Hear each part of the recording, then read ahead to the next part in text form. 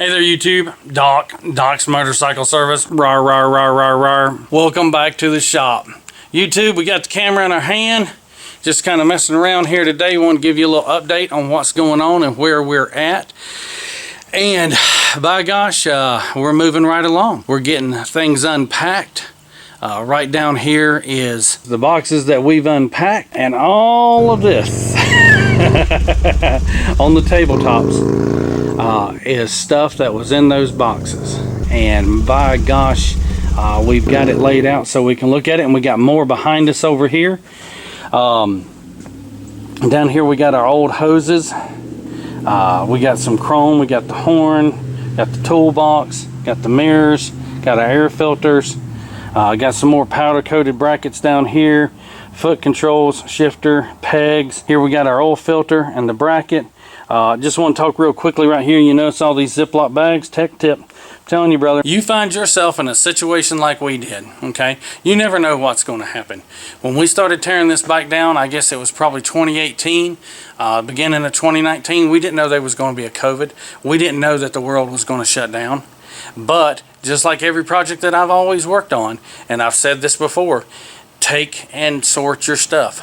Linda and I use Ziploc bags to store all the nuts and bolts and stuff into, and look at there, here we are 2 years later, and we're unpacking stuff, and guess what, them nuts and bolts are still in those Ziploc bags, and we know where they go. So anytime you start taking stuff apart, you know, pull you some Ziplocs out, get you a Sharpie, label them up. Some of them's kind of faded after almost 2 years, but we still have an idea of where they go and what they do.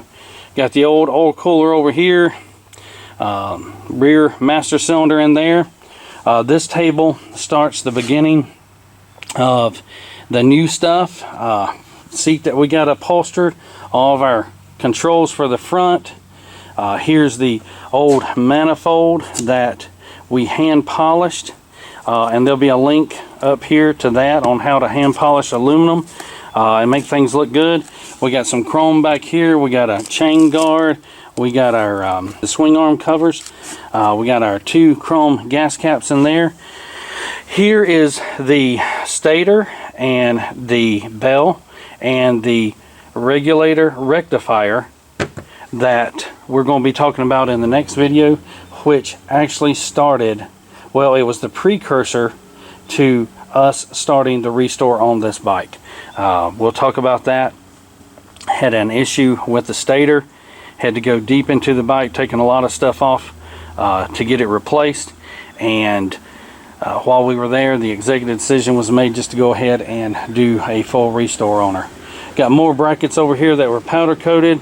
A couple of different options here for the tail light, old chain guard, the tanks, the bib cover.